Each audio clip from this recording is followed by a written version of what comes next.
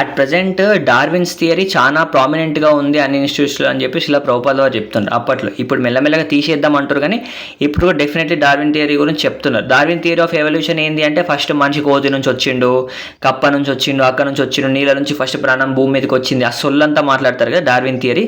So దానికి అంటే శిలా ప్రభుపాద వారు చెప్తున్నారు నో, అసలైన థియరీ మన దగ్గర ఉంది, spiritual theory, evolution of spiritual change of bodies.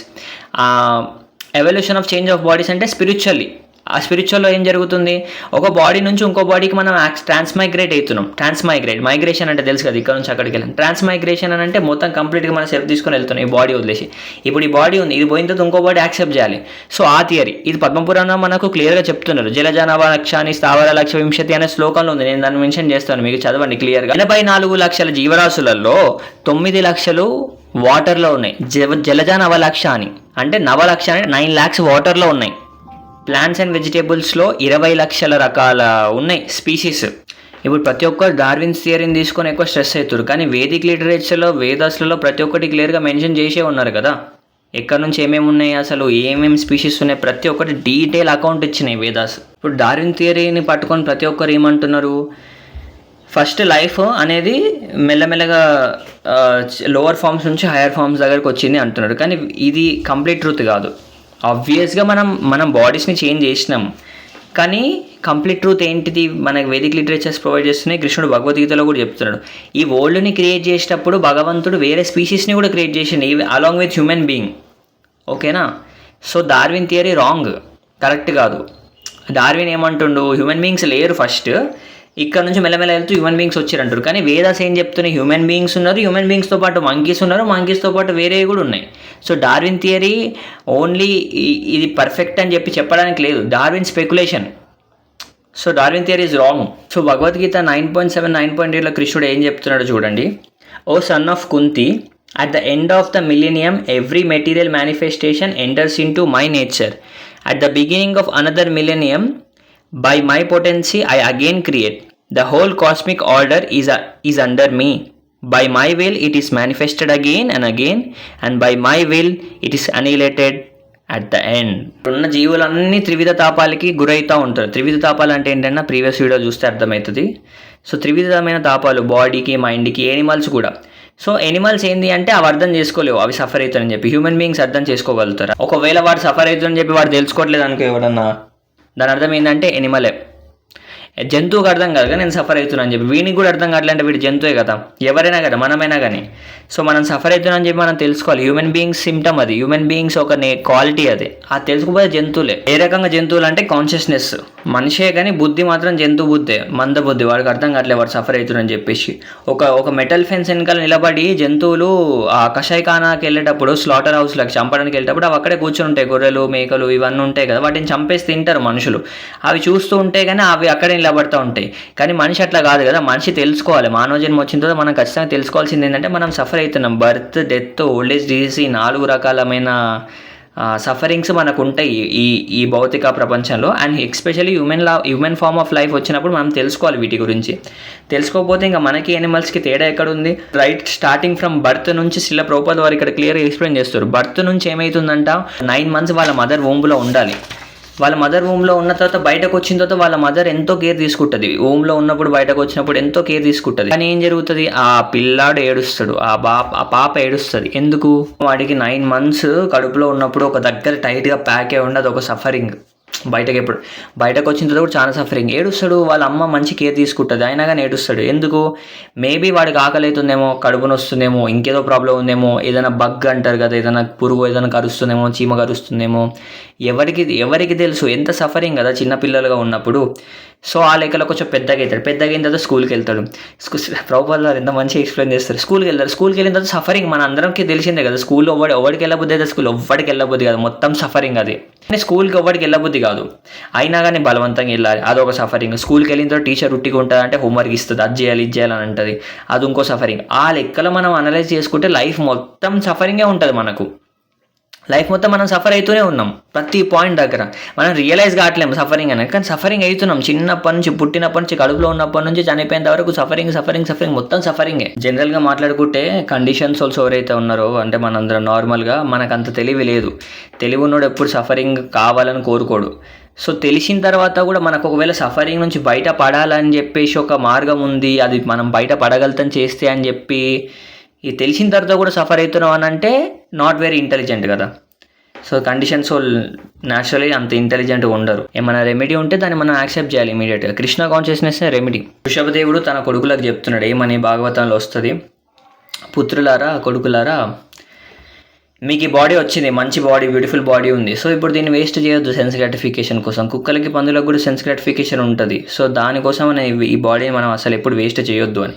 ఇక వృషభదేవుడు ఏం చెప్తున్నాడు అని అంటే, సెన్స్ గ్రాటిఫికేషన్ ఎవరైతే చేస్తారో, ఇంద్రియ తృప్తి కోసమే జీవించాలి అనుకుని, అదే అల్టిమేట్ గోల్ అనుకుని ఉండే వాళ్ళకి, వాళ్ళు ఇంకా కుక్కల పందులతో సమానం అనమాట. వాళ్ళ కాన్షియస్నెస్ అంతే, ఇంకా అదే, అంతకు మించి వాళ్ళు తెలుసుకోలేరు. కానీ హ్యూమన్ ఫార్మ్ ఆఫ్ లైఫ్ ఉన్నది ఎందుకంటే సెల్ఫ్ రియలైజేషన్ కోసం, మనని మనం తెలుసుకోవడం కోసం. భగవంతుడు ఎవరు, అసలు మనం ఎవరు, మనకి ఆయనకి రిలేషన్షిప్ ఏంటిది, ఇవన్నీ తెలుసుకోవాలి కదా. అందుకోసం హ్యూమన్ ఫార్మ్ ఆఫ్ లైఫ్ ఉంది. మనకి ఇప్పుడు ఒక హయ్యర్ ఫార్మ్ ఆఫ్ బాడీ ఉంది, లోవర్ ఫార్మ్ ఆఫ్ బాడీని మనం ఇమిటేట్ చేయొచ్చు. కుక్కర్లాగా, పందులాగా ఇట్లా చేస్తే మనం అట్లా చేస్తామని చెప్పేసి వాటిని ఇమిటేట్ చేయొద్దు. మన హయ్యర్ ఫార్మ్ ఆఫ్ లైఫ్ ఎందుకు ఉంది అని అంటే, మనం కృష్ణ కాన్షియస్నెస్ కావడానికి, సెల్ఫ్ రియలైజ్ కావడానికి. ఇలా ప్రభుపాదుల వారు ఆశ్చర్యంతో ఒక ఇన్సిడెంట్ చెప్తున్నారు. సెంట్రల్ పార్క్లో వాకింగ్ చేస్తున్నప్పుడు, చాంటింగ్ చేసుకుంటూ, అప్పట్లో 1960s 70sలో అమెరికాలో, న్యూయార్క్ సిటీలో, అక్కడ కొంతమంది పందులని వర్షిప్ చేస్తారంట, పందులను పూజిస్తారంట, హాక్స్ని, పిగ్స్ని, మొత్తం పందులన్నిటిని తీసుకొచ్చి గ్యాదర్ చేసి వాటిని పూజిస్తారంట, చాంటింగ్ చేస్తారంట. వీళ్ళు హరే కృష్ణ అని చాంటింగ్ చేస్తుంటే వాళ్ళు హాగ్ అని చాంటింగ్ చేస్తారు. హాగ్ అంటే పంది. అలా చేసుకుంటూ ఒక పెద్ద ర్యాలీ, ఒక పరేడే తీస్తున్నారంట, పందులన్నిటిని తీసుకొని నడిపించుకుంటూ వెళ్తూ. యాక్చువల్లీ వాళ్ళు ఏమనుకుంటున్నారంట, ఒక పందిని ప్రెసిడెంట్ చేద్దాం అనుకున్నారంట. అదొక మూమెంట్ స్టార్ట్ చేసిరు వాళ్ళు, యూత్, అక్కడ యూత్. సియాటల్ అనే ఒక ప్లేస్లో, ఒక దగ్గర, ఒక గ్యాదరింగ్లో ఏమైంది అని అంటే, వీళ్ళందరూ పందులని పూజిస్తున్నారు కదా, ఆ పందులన్నిటిని ఒక దగ్గర తీసుకొచ్చి అమ్మాయిలు, అబ్బాయిలు బట్టలు ఇప్పేసి బురదలో ఆ పందులతో డ్యాన్స్ చేస్తారు, ఆ పందులతో ఆడుకుంటారంట. ఆ విధంగా వాటికి పూజ చేస్తారంట. ఇది ఎంత ఆశ్చర్యకరము. అసలు ఇదంతా చెత్త ఎక్కడ జరుగుతుంది? మంచి కంట్రీ, రిచెస్ట్ నేషను, బాగా డబ్బున్నోళ్ళు, అందమైన బాడీస్ ఉన్నాయి, అందమైన శరీరం, అన్నీ మంచిగా ఉన్నాయి, ప్రతి ఒక్క ఫెసిలిటీస్ ఉన్నాయి. వీటికి కారణము ఫెసిలిటీస్, వీటన్నిటి వల్ల అడ్వాంటేజ్ తీసుకొని వీళ్ళు ఏం చేసిరంటే పందులకు పూజ చేస్తున్నారు, పందులను మొక్కుతున్నారు, హాగ్ వర్షిప్ స్టార్ట్ చేసిరు. ఇది ముందు ఎప్పుడో భాగవతంలో చెప్పబడింది, ఇట్లాంటి వాళ్ళు ఉంటారు అని చెప్పేసి.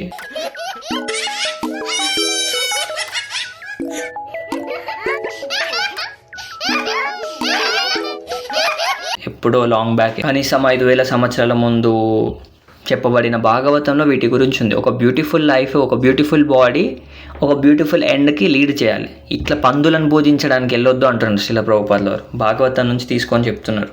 వేదిక్ హిస్టరీస్ తీసుకుంటే అసలు ఎంత గొప్ప గొప్ప రాజులు, చక్రవర్తులు, ధ్రువ మహారాజు, ప్రహ్లాద్ మహారాజు, అంబరీష్ మహారాజు, యుధిష్ఠిర్ మహారాజు, వీళ్ళందరూ ఎగ్జాంపుల్స్ శ్రీల ప్రభుపాదుల వారు ఇచ్చి చెప్తున్నారు. వాళ్ళ దగ్గర ఎంతో అపులెన్స్ ఉంది.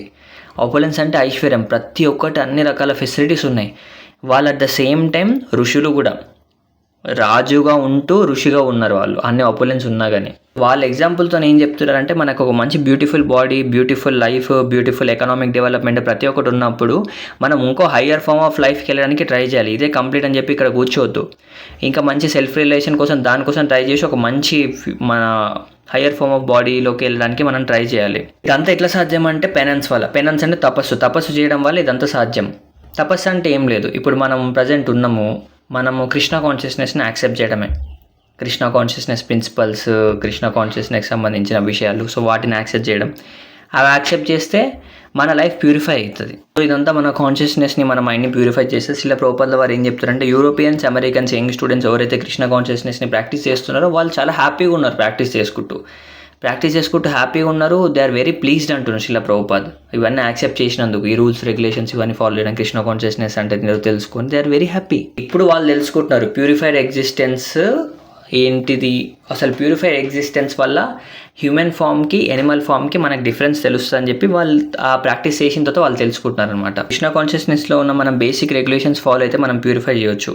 ఆ రెగ్యులేషన్స్ ఏంటంటే, నో మీట్ ఈటింగ్, మాంసం తినకపోవడం, నో ఇలిసిట్ సెక్స్, భార్యతో తప్ప వేరే ఏ స్త్రీతో చేసినా కానీ అది 4 రెగ్యులేటివ్ ప్రిన్సిపల్స్ బ్రేక్ చేసినట్టు, even girl friend boy friends అయినా కానీ. So no meat eating, no illicit sex, no intoxication. మందు, సిగరెట్, గుట్కా, పాన్, ఇంకేవేవో ఉన్నాయి, గంజాయి, ఇంకా కొత్త రోజుకు ఒకటి వస్తుంది, అవన్నీ తీసుకోవడం కూడా, ఈవెన్ చాయ్ కాఫీ కూడా, అవి కూడా ఇంటాక్సికేషన్, మన మైండ్ని అడిక్టివ్ చేసేస్తూ ఉంటాయి. సో అవి తీసుకోవద్దు. And 4th one gambling. ఇప్పుడు బెట్టింగ్ యాప్స్ గురించి చాలామంది చేస్తున్నారు కదా, ఫేమస్ గ్యాంబ్లింగ్, దాన్ని గ్యాంబ్లింగ్ అంటారు. ఈవెన్ స్టాక్ మార్కెట్ కూడా గ్యాంబ్లింగే వస్తుంది మనం తెలియకుండా పెడితే ఏదో ఒక అట్లా. సో 4 రెగ్యులేటివ్ ప్రిన్సిపల్స్ మనం ఫాలో అయ్యి కృష్ణ కాన్షియస్నెస్లో ఉన్నాయని తెలుసుకొని చేస్తే మనం ప్యూరిఫై అవుతాం. అప్పుడు ఇవన్నీ మేము ఎందుకు చేయాలి అంటే, ఇవన్నీ చేయడం వల్ల మనం ప్యూరిఫైడ్ అవుతాం. ప్యూరిఫై అయినామంటే స్పిరిచువల్ ప్లేన్లోకి వస్తాం. అప్పుడు మనకు స్పిరిచువల్ హ్యాపీనెస్ ఉంటుంది, అన్ఎండింగ్ హ్యాపీనెస్ ఉంటుంది. ఋషభదేవుడు తన కొడుకులకు అవే చెప్తున్నాడు, స్పిరిచువల్ హ్యాపీనెస్ చాలా అన్ఎండింగ్. సో మన గోల్ ఏంటి అంటే, సింపుల్గా చెప్పాలంటే పీస్ఫుల్గా హ్యాపీగా ఉండడం మన గోల్. ఎప్పటికైనా కానీ చదవాలి, అది కావాలి, ఇది ఇవన్నీ చేసేది ఎందుకు, పీస్ఫుల్గా హ్యాపీగా ఉండడానికి. మనీ అవన్నీ వస్తాయి, చేయాలి, సిచ్యువేషన్, మన ఒక స్టేటస్. సో అల్టిమేట్ ఏంటంటే పీస్ఫుల్గా హ్యాపీగా ఉండడానికే మనం ఇవన్నీ చేస్తున్నాం. సో పీస్ఫుల్గా హ్యాపీగా ఉండడం ఎట్లా అంటే, స్పిరిచువల్ లైఫ్ ఫాలో అయితే మనం పీస్ఫుల్గా హ్యాపీగా ఉంటాం. ఈ మెటీరియల్ వరల్డ్లో ఉన్న పీస్, హ్యాపీనెస్ ఏవైతే అనుకుంటున్నామో అది ఎండింగ్, దాని ఒక లిమిట్ ఉంటుంది దానికి. కానీ స్పిరిచువల్ దానికి అట్లా ఏం లిమిట్ ఉండదు, అది అన్లిమిటెడ్, అన్ఎండింగ్. సో దానికోసం మనం ట్రై చేయాలి. అంటే మన ఎగ్జిస్టెన్స్ మనం ప్యూరిఫై చేసుకోవాలి కృష్ణ కాన్షియస్నెస్తోనే. ఇదంతా మెటీరియల్ వరల్డ్ సోది, వైకుంఠానికి వెళ్ళాలి, అక్కడికి వెళ్ళాలి అని అంటే, మరి అక్కడ ఏముంది, అక్కడ కూడా బోరింగే కదా. స్పిరిచువల్ వరల్డ్ ఏముంటుంది, అది ఆ బోరింగ్ అనుకోకండి, దానిలో చాలా వెరైటీస్, వ్యారిగేటెడ్నెస్ ఉన్నాయి.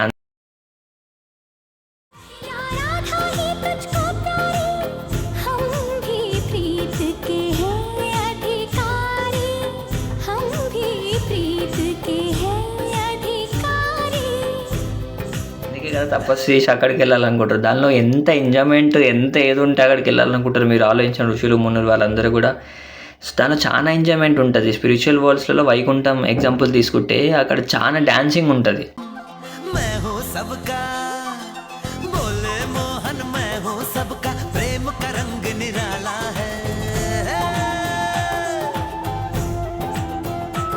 డ్యాన్స్ చేస్తూ ఉంటారు అక్కడ. ఓ స్పిరిచువల్ వరల్డ్ అంటే సోది, ఒక దేవుడు ఉంటారు, దేవునికి నువ్వు అది ఊపుకుంటా కూర్చుంటావు అన్న, అట్లా కాదు స్పిరిచువల్ వరల్డ్ అంటే.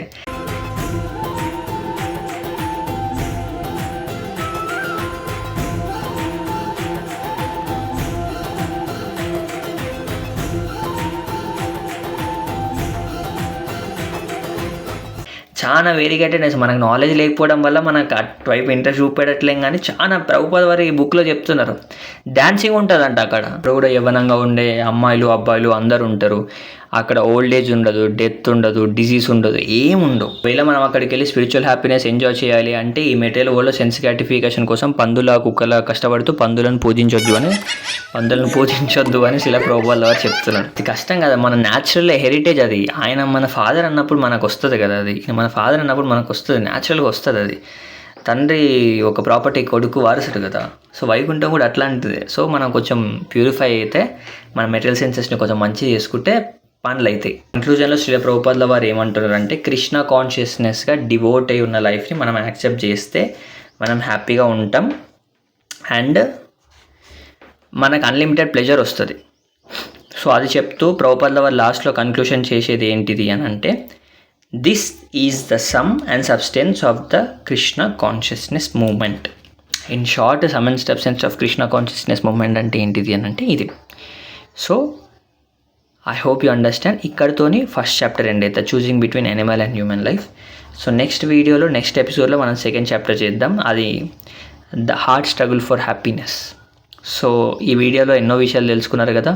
సో ప్లీజ్ ఇది వేరే వాళ్ళకి షేర్ చేయండి, share the spiritual knowledge, encourage them, guide them to read Bhagavad Gita and you also read your self. Thank you very much for watching.